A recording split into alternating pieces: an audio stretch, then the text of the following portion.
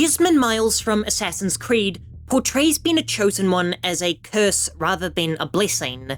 Desmond is little more than an object in these games for both Assassins and Templars, as his only value comes from his ancestry. In fact, Desmond was specifically bred to be able to interact with Izu technology. He's essentially a concoction of genetics that serves as an interface to mystical technologies. In fact, the true cruelty of his fate is how often characters tempt him with his own choices, only to continue to manipulate him and access the secrets hidden in his DNA. Almost every character in these 5 games deliberately tries to suppress Desmond's autonomy or trick him into believing he has some. This can be seen with Lucy, who orchestrates his escape from Abstergo Industries and frames him as a savior of humanity who can stop the solar flare. But because her true allegiance remains to the Templars, this escape is nothing more than an Abstergo experiment on Desmond's psychology to more effectively plunder his genes. Even when he gains liberation from the Templar puppetry, it's against his will, as Juno possesses him and forces him to kill who he believes to be the closest relationship he has. He's then thrust into the care of his father, who also treats him as a pawn in this centuries-long crusade, as the Creed does not tolerate disobedience. Which serves as a contradiction of their creed, as the Assassins fight against the authoritative world that the Templars are trying to build, yet in their own group, they demand unquestioning loyalty. It's only at the finale of Assassin's Creed 3 where Desmond is finally granted his autonomy, though it's done through a Sophie's Choice, where he has to decide to save himself or the planet.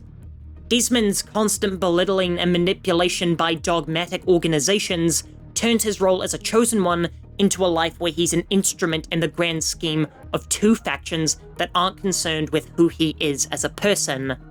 This serves as a wonderful subversion of his role as a Chosen One, because the presence of a Chosen One in a story normally warrants great reverence or fear.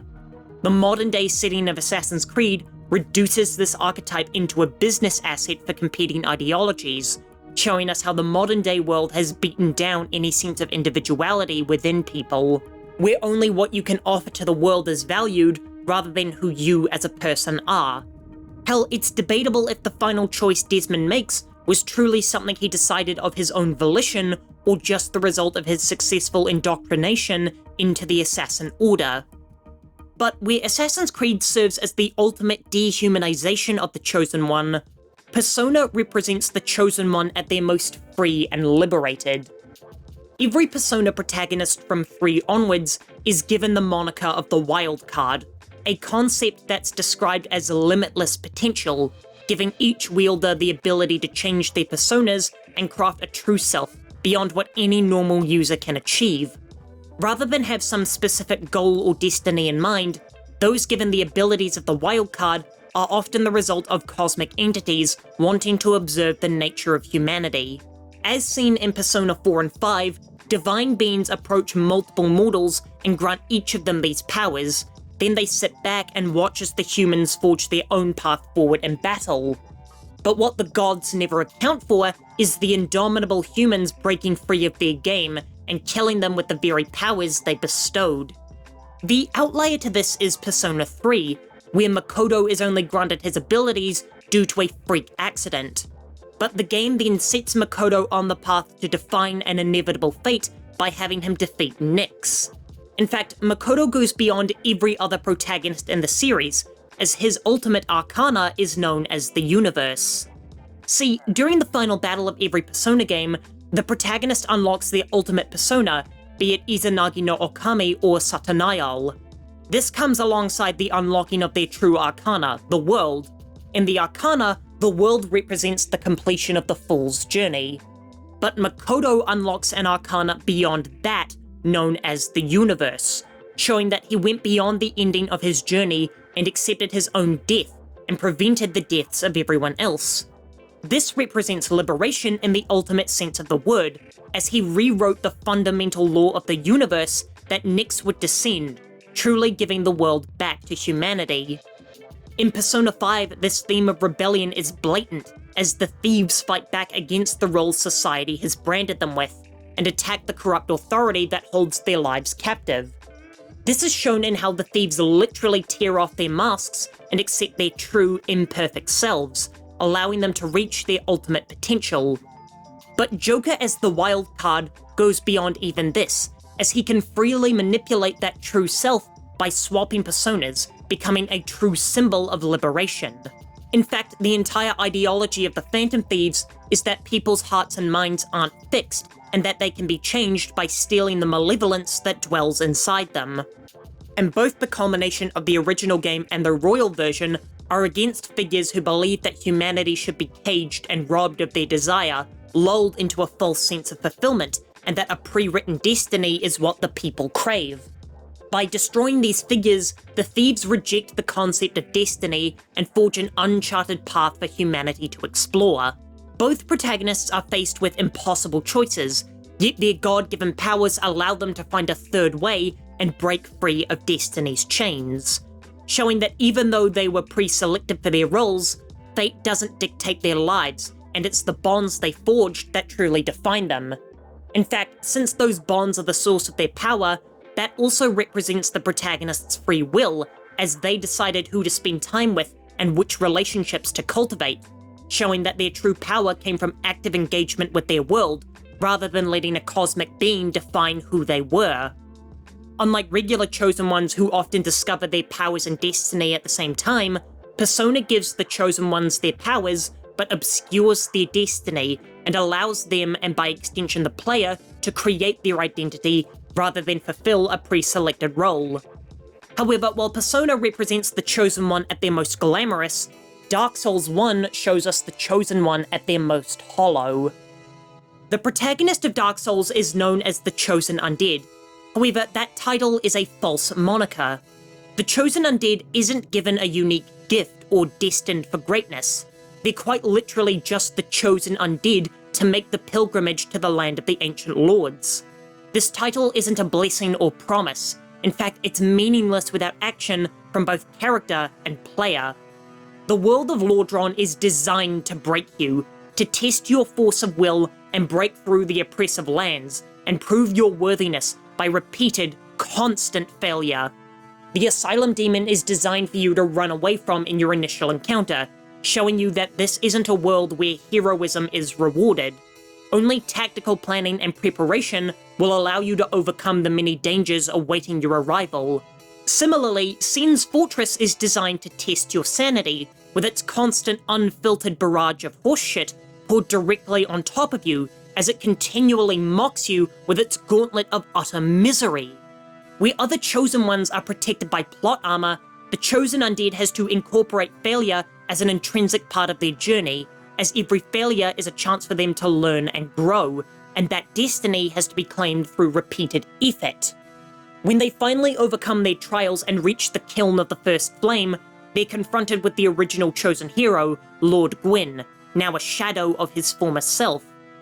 Gwyn chose to defy destiny and prolong the Age of Fire, resulting in the broken world we just conquered. However, he was consumed by the First Flame and turned into a broken husk, showing us the fate of those who are chosen by destiny, to be consumed by it and lose all sense of self, becoming instruments in a cosmic game. And like the other games in this video, the player is given multiple endings to choose from, deciding whether to accept their destiny or refuse it. Neither choice is framed as morally correct, and it's simply an expression of how the player has come to feel about the world, to cleanse it or burn it. The entire mechanic of hollowing in Dark Souls 1 is the ultimate subversion of the Chosen One storyline, as the player can quite literally give up. Hollowing represents an undead losing their purpose in the world of Dark Souls, or in other words, not fulfilling their destiny. However, the Chosen Undead is unique within Lordran, as they retain their sanity unlike others. They will continue on their journey as long as the player remains motivated. This shows that retaining your status as a Chosen requires constant effort and purpose provided by the player, and that your nature as a Chosen is meaningless without these values. Unlike other games in this video, Dark Souls doesn't offer the Chosen Undead any divine guidance or supernatural aid. In fact, the game leaves them largely alone, leaving the player to forge their own path forward and reinforcing the idea that your success isn't ensured. This forces the player to find their own meaning in their journey, showing that their destiny is created through their own choices and actions. However, all of these examples so far show how humanity is at the whims of mystical forces or destiny itself. But Horizon Zero Dawn shows us a hopeful narrative where humanity saves itself through ingenuity rather than divine intervention. Aloy is born through scientific achievement, representing humanity's ultimate answer to an existential crisis. Her necessary presence in her world is the result of a technological contingency rather than a mystical prophecy, taking away from the myth that frames humanity as helpless in the face of overwhelming danger. Aloy's extraordinary abilities come from her genetics, as she's the clone of a brilliant scientist known as Elizabeth Sobek, who represents the peak of what a modern-day human can be. As the inventor of the Zero Dawn project, and therefore the savior of humanity, Elizabeth embodies scientific achievement, human brilliance, and dedication, all of which are traits passed on to Aloy, which is why she's far more competent than every other person on Earth, because she's a replica of the finest mind the old world ever produced. While this sadly leads to her being lambasted as a Mary Sue on Twitter, within the world of the game, it makes her seem superhuman, because mentally she is. She's a copy of Albert Einstein placed in a world of cavemen. She is naturally going to succeed in this world because she is quite literally built different. However, despite her superhuman status within the world, the game is careful to never bring her beyond the levels of a capable human, and doesn't frame her as mystical in any way. In fact, the game goes out of its way to show how wrong it is for Aloy to be portrayed as a goddess, as when the tribals discovered her, they assumed she was a divine being, which led to her upbringing as an outcast and the source of much of her pain in life. However, we the player constantly understand that there's nothing magical at play here, and that Aloy is the product of science and humanity. Or more accurately, she's the product of Gaia's reasoning that the best person to stop Hades would be Elizabeth herself, so she creates this genetic copy and preserves the genetic foundation of humanity's brilliance.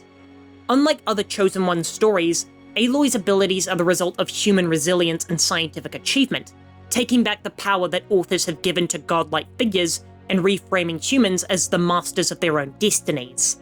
The ultimate message of the Horizon games is that humanity can overcome any threat through knowledge, cooperation, and innovation, and that we don't need to be rescued from ourselves because we're capable of overcoming ourselves. Through that lens, Aloy represents hope through human achievement. She has the genetic template of humanity's savior. Her knowledge comes from human databases, and her mission succeeds because of her ability to understand those databases. She's an embodiment of the idea that human achievement transcends individuals, and that brilliant minds like Elizabeth's can continue to guide humanity long after they've passed on through legacy, presenting an overwhelmingly optimistic viewpoint that human intelligence and determination are the keys to resolving any crisis, because our greatest hope for salvation doesn't come from our faith in deities, but our own capacity for growth and understanding. But where Horizon Zero Dawn frames their Chosen One as more than capable of meeting their destiny, Breath of the Wild shows us the fundamental flaws of Chosen One stories by portraying two individuals who can't fulfill their prophecies. Rather than providing hope and guidance, Breath of the Wild treats Link and Zelda's destinies as crutches and false senses of securities. The Kingdom of Hyrule believes that as long as they follow the steps outlined to them, they'll prevent Calamity Ganon's resurrection and peace will reign eternal. But they don't consider the human cost, and they place unrealistic expectations on Link and Zelda, which they simply can't meet by nature of being human. Zelda was placed under immense pressure to awaken her sealing power, being told to pray in shrines until she was sick, and being told that her scientific interests were a waste of time, reducing her from a brilliant mind into a failure because she couldn't meet the supernatural expectations that were placed on her. This causes her to have an emotional breakdown when the inevitable calamity arrives, causing her to proclaim that all of this is her fault, and that if she just tried harder, no one would be suffering right now. Similarly, Link is also under inhuman pressure to succeed as the chosen hero. In fact, he's under so much pressure that he's taken a vow of silence. I have no doubt this is because he's trying to put on the facade he's got everything under control, but should he let the mask fall, he'd be just as broken and traumatized as Zelda. He emotionally isolates himself and detaches from the social world, as any distraction or connection could be what breaks his internalized pressure. This societal pressure placed on both of them causes extreme loneliness, as they devote themselves more and more to the unrealistic burden placed upon them. They begin to lose their sense of selves, with Link outright killing his former self. Yet it was the rigid belief in prophecy that caused the calamity to occur in the first place, as the prophecy told them to search below ground for the key to defeating Calamity Ganon, which unearthed the divine beasts and guardians. Yet it's those same discoveries that ended up being the instruments of Ganon's return, as he possessed them and overthrew the kingdom. And if the king had allowed Zelda to explore her scientific passions, she may have found a way to prevent their corruption and stop the calamity before it even began. And the game of Breath of the Wild is a spit in the face to the idea of rigid structure and belief, setting the player loose in an untamed world, free to tackle any objective and challenge they wish, to craft their own legend however they see fit, not bound by destiny or legacy. Ironically, despite his entire world being destroyed, I have no doubt that the weeks over which Breath of the Wild took place are the happiest that Link has ever been. For more Zelda essays, here's one about the pain Zelda went through over the course of these two games.